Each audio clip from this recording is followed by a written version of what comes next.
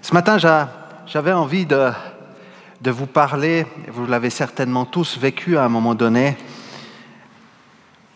de moments catalyseurs. Est-ce que si je vous dis catalyseur, est-ce que ça vous parle? Pas le catalyseur de la voiture, je vais vous expliquer. Des moments qui nous reboostent. Vous avez dans l'Écriture plusieurs personnes, et c'est aussi notre vie souvent, où nous avons vécu des moments forts. On le voit quand Jésus va appeler ses disciples, ils vont vivre la pêche miraculeuse. Ils n'ont rien pêché depuis toute la nuit et Jésus va leur demander de jeter leur filet, c'est ce qu'ils vont faire et ils vont avoir une quantité de poissons. 3 ans après la crucifixion de Jésus, les disciples ne comprennent pas tout le plan de Jésus. Eux, ils pensaient que Jésus, le roi, allait venir établir un pouvoir politique, mais il n'en était rien. Il venait plutôt établir son pouvoir spirituel, sauver les hommes. Et si vous voulez, les disciples, à la mort de Jésus, se retrouvent complètement désemparés. Et c'est assez étonnant de voir que les disciples vont repartir en Galilée, là où Jésus leur avait demandé de se tenir, et ils vont pêcher, et de nouveau, rien attraper. Et c'est à ce moment-là qu'il y a une voix qui va se faire entendre depuis le bord de la rive. Et c'est Jésus lui-même qui va à la rencontre de ses disciples et qui leur dit « Jetez le filet de l'autre côté ». Et à ce moment-là, les disciples vont prendre une quantité de poissons. Ils ont pris une quantité de poissons au départ, ils étaient complètement découragés. Et le Seigneur a permis un moment catalyseur où ils ont pu reprendre courage, reprendre des forces et continuer dans la mission que le Seigneur leur donnait. Et on voit plusieurs personnages dans la Bible qui ont vécu des choses comme ça. Parfois on se dit, mais quelle est la recette miracle? Quelle est la prière miracle? Alors, je vais vous parler de la prière de Jabez ce matin, une prière que vous avez peut-être entendu parler déjà dans les chroniques. C'est 2 versets.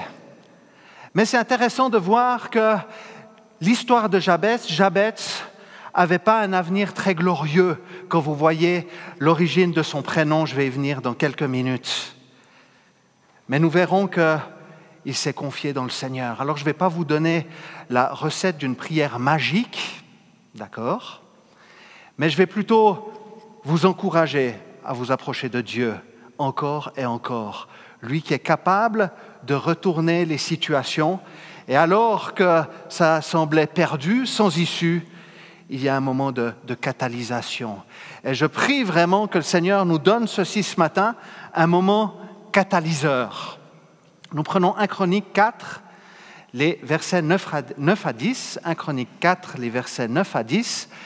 Et en fait, ces 2 versets sont dans une généalogie interminable. Vous avez toutes les généalogies qui sont dites. Alors c'est bien pour s'endormir, comme quand on compte les moutons. Mais à un moment donné, on arrive à ces versets 9 et 10, et il nous est dit ceci.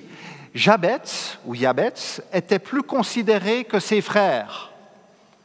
Sa mère lui donna le nom de Jabez en disant « C'est parce que je l'ai enfanté avec douleur ». Jabez invoqua le Dieu d'Israël en disant « Si tu me bénis et que tu étendes mes limites, ou que tu agrandisses mon territoire, si ta main est avec moi, si tu me préserves du malheur, en sorte que je ne sois pas dans la souffrance. » Et Dieu accorda ce qu'il avait demandé. Jabez était plus considéré que ses frères. Et ces 2 versets au milieu de ces généalogies commencent de cette manière. Mais quand vous regardez au plus près ce que signifie Jabez, sa mère l'avait appelé souffrance. Et c'est le premier point que j'aimerais que nous regardions ensemble. C'est sa mère l'avait appelé souffrance. Il signifie justement souffrance et douleur. ce prénom Yabetz.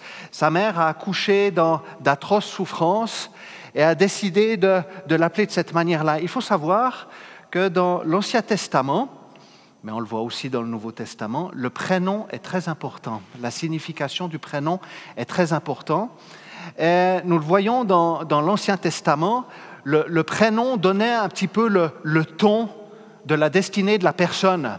Alors imaginez-vous un petit peu les prévisions, pas météorologiques, mais les prévisions d'avenir de ce jeune Yabetz qui s'appelle Souffrance. Quand je vois à l'école, dès que vous avez un prénom même commun, on essaye de faire des jeux de mots. Alors imaginez-vous qu'il vient à l'école et qu'il s'appelle Souffrance. J'ose pas imaginer le souffre-douleur qu'il eût été. Quel avenir possible? Il commence plutôt mal son entrée dans la vie. Et il porte aussi un poids de culpabilité parce qu'à chaque fois qu'on l'appelle Souffrance, Souffrance, viens ici, il porte un poids de culpabilité. C'est moi qui ai fait souffrir ma mère, même s'il n'en peut rien du tout. C'est plutôt une victime comme sa maman. Du reste, je me pose la question, mais ça je vous laisse la question ouverte. Qu'est-ce qu'il a passé par la mère d'appeler son fils Souffrance? Et on peut y voir une certaine injustice dans la vie de Yabetz. Il n'en peut rien, mais il est condamné à porter ce nom. Et à chaque fois qu'on l'appelle, il y a ce poids, ce rappel de culpabilité. Yabetz a sa souffrance écrite sur son front, c'est son nom. L'avenir semblait peu engageant pour Yabetz. Pourtant, en lisant le début du verset, il nous a dit que Yabetz était plus considéré que ses frères. On peut aussi comprendre que sa parole avait du poids. Il était considéré. Il avait de l'aisance. Mais il y a quelque chose qui s'est passé parce que son prénom n'envisageait en rien ce que Dieu allait lui accorder. En rien du tout. Il y a quelque chose de profond qui s'est passé. Il y a un changement de paradigme, une catalysation. Ce poids sur ses épaules, cette réalité de son prénom, il ne l'a pas pris comme une finalité ou comme une fatalité. Alors que son avenir pouvait être sérieusement compromis, il s'est approché de Dieu, il s'est signalé, et il ne va pas n'importe où, il invoque le Dieu d'Israël. Il invoque le Dieu d'Israël. Cela me fait penser que nous sommes tous conditionnés par les paroles des hommes, et les paroles des femmes aussi. Ça va, vous êtes avec moi? Nous sommes tous conditionnés par les paroles des uns et des autres. Et souvent, nous portons le poids de culpabilité, d'emprisonnement avec des paroles qu'on a mises sur nous. Jérémie 17, 5 à 8 dit ceci. « Voici ce que dit l'Éternel. Maudit l'homme, soit l'homme qui fait confiance à ce qui est humain, qui prend des créatures pour appui et qui détourne son cœur de l'Éternel.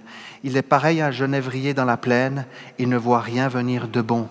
Il habite les endroits brûlés du désert, une terre salée et sans habitants. » Mais écoutez la suite. « Béni soit l'homme, et la femme bien entendu, qui fait confiance à l'Éternel et qui place son espérance en lui. Il ressemble à un arbre planté près de l'eau et qui étend ses racines vers le cours d'eau.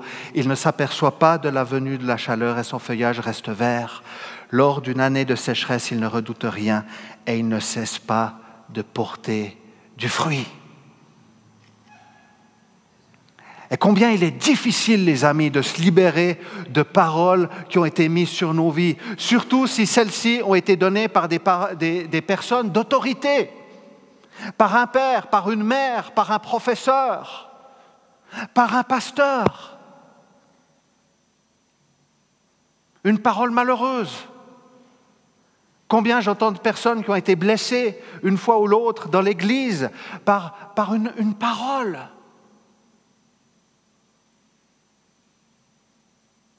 Dieu est capable de restaurer.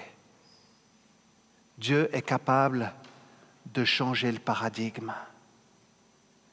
Et c'est ça qui est le plus important, c'est que Yabetz ne va pas rester les bras ballants, ne va pas juste laisser les choses telles qu'elles sont, mais il va s'approcher du Dieu d'Israël et l'invoquer. Et quand Jabez va utiliser les si tu me bénis, si tu interviens, et à la fin du verset 10, dans l'hébreu, la phrase reste en suspens, comme souvent dans les vœux et les serments. Il y a des points de suspension. Et si, et si, et si.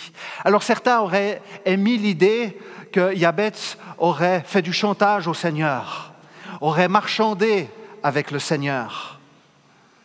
Si tu fais ceci ou cela, mais je ne le crois pas. En lisant le texte, je ne le crois pas du tout parce que Dieu va exaucer sa prière et Dieu ne fonctionne pas au chantage. Alléluia. Dieu fonctionne à la bonté, à la fidélité parce que Dieu est fidèle. Et quand on s'approche de lui, eh bien, il répond toujours à sa manière, de la bonne manière. Souvent ou parfois, pas comme nous on aimerait, mais à sa manière à lui. Et c'est souvent la meilleure, enfin, c'est toujours la meilleure. Mais une autre lecture est possible. Si tu me bénis, si tu étends mes limites. Jabez met sa foi en action. Il sait que Dieu est capable. Il sait que Dieu est capable de le bénir. Il sait que Dieu est capable de changer les choses. Alors qu'il s'appelle souffrance, il est possible que la main du Seigneur soit sur lui et que son avenir s'éclaircisse. Alors que nos difficultés sont bien réelles, que nous portons tous certainement des marques de douleur et de souffrance depuis de si nombreuses années, que nous voyons nos portes fermées bien closes, ce récit de Jabez nous amène à une réaction, un bon réflexe, celui de nous tourner vers le Seigneur. Il y a des moments de catalysation. Actes 16, 25 et 26, vous avez Paul et Silas qui sont persécutés. Ils vivent beaucoup de choses, ils annoncent la parole de l'Évangile, ils vont à droite et à gauche et ils sont emprisonnés, ils sont maltraités et ils se retrouvent les deux dans une prison et ils vont vivre un moment de catalysation. Ils vont louer et adorer le Seigneur. Et je lis Actes 16, 25, 26, vers le milieu de la nuit, Paul et Silas priaient et chantaient les louanges de Dieu et les prisonniers les entendaient. Tout à coup, il se fit un grand tremblement de terre, en sorte que les fondements de la prison furent ébranlés. Au même instant, toutes les portes s'ouvrirent et les liens de tous les prisonniers furent rompus. Et l'église de Gilamon, dans un immense élan, dit « Amen, Alléluia, gloire à Dieu ».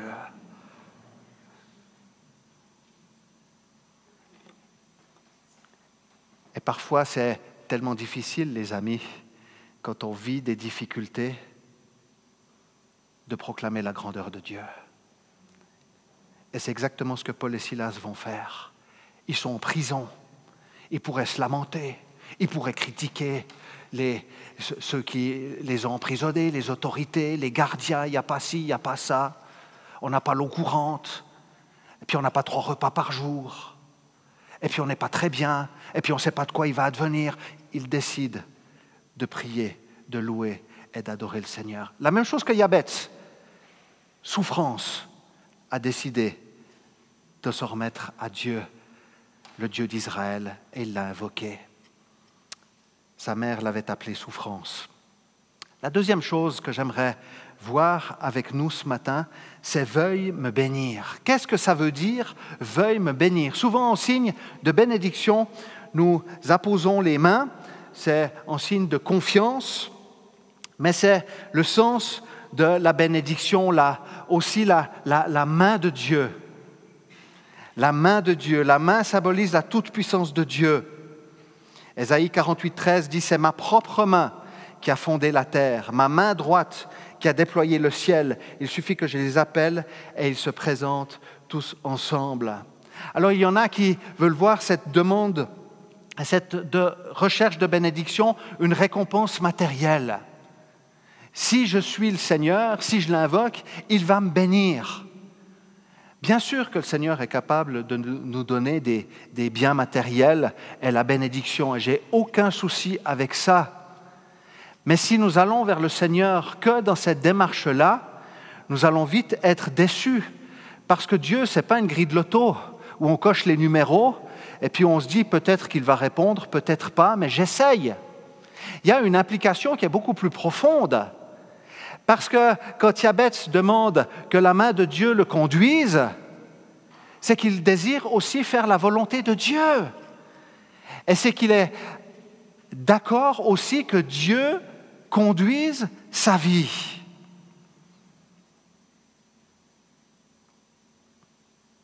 La main du Seigneur a un sens de nous conduire dans ses chemins à lui. Et c'est ce que Jabez désire. Alors qu'il est appelé souffrance, il dit « Ok, je suis appelé souffrance. On m'appelle souffrance. Mais je pense qu'il y a un autre chemin qui est possible, celui de la grâce et de la liberté en Dieu. » Genèse 12, 2-3, Dieu a dit à Abraham, lorsqu'il l'a appelé, « Je te bénirai et tu seras une source de bénédiction. » Jabez demande à ne pas vivre dans la douleur. En fait, il demande à ce que son nom n'ait pas d'influence sur sa vie. Une traduction moderne anglaise dit ceci, « En sorte que je ne sois pas cause de douleur. » En sorte que je ne sois pas cause de douleur. Il veut que sa vie soit une bénédiction, les amis, mais ne pas être cause de douleur pour les autres. Proverbe 10, 11 dit ceci, « La bouche du juste est une source de vie, mais la violence accompagne tout ce que disent les méchants. » La parole de Jabez avait du poids. Et je suis sûr que dans sa bénédiction, dans la bénédiction qu'il demande à Dieu, Jabez s'est aussi engagé à faire attention de la manière dont il prononçait des paroles de vie sur les autres personnes qui l'entouraient. Nous sommes dans l'ère de l'individualisme. Moi en premier, ma personne d'abord, ma bénédiction. Mais dans l'Écriture, la bénédiction a un effet de débordement. Je suis béni pour bénir. Ce que j'ai reçu, je veux le partager. Je veux être une bénédiction pour ceux qui m'entourent. Je ne tourne pas sur moi-même. J'investis ce que j'ai reçu pour le Seigneur. Il y a un effet de débordement. Je suis béni pour bénir. Et c'est assez génial de voir en fait le sens de ce verset. C'est que Jabez ne demande pas juste la bénédiction, mais il s'engage aussi que je ne sois pas une source de souffrance, que je ne sois pas une source de douleur. Et cela, les amis, nous amène aussi à considérer les paroles qui sortent de notre bouche. Est-ce que tout doit se dire? Non. Il y a des moments pour dire les choses, il y a des temps pour dire les choses, il y a des manières de dire les choses. Et ce n'est pas à nous non plus de contrôler les personnes. Ça, ce n'est pas de notre ressort. Et c'est tellement difficile de pouvoir s'exprimer de la manière la plus correcte qui soit. Parfois, on vit des situations difficiles et douloureuses. On a tous des vies où on a tous été marqués par une enfance, des fois par aussi des secrets de famille, des choses qui... Jabez, c'était son nom, mais des fois, il y a des noms, il y a des situations qui sont gravées dans nos cœurs. Mais Dieu est capable de renverser la vapeur. Et Dieu est capable d'utiliser ce que tu as vécu de difficile pour aider aussi d'autres personnes. 2 Corinthiens nous dit ceci, 2 Corinthiens 1, « Il nous réconforte dans toutes nos détresses, afin que nous puissions réconforter ceux qui se trouvent dans la détresse, grâce à l'encouragement que nous recevons nous-mêmes de la part de Dieu. »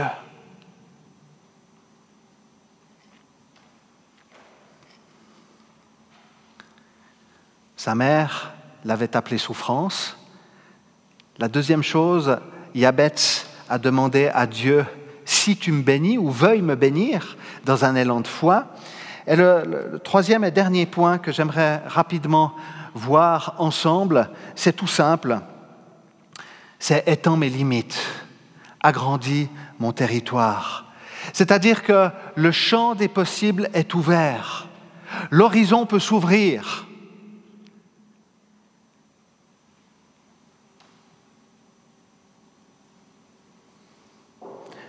Jabez va demander à Dieu, étends mon territoire. C'est intéressant de voir qu'il laisse la responsabilité à Dieu. Étends mes limites, agrandis mon territoire. On le voit dans toute l'histoire de l'Ancien Testament, les territoires étaient à conquérir. Alors ça ne veut pas dire qu'il n'y avait pas de combat, on est d'accord. Mais Jabez demande dans sa prière à Dieu d'intervenir. C'est toi qui es capable d'agrandir mon territoire. C'est toi qui es capable d'élargir et d'étendre mes limites.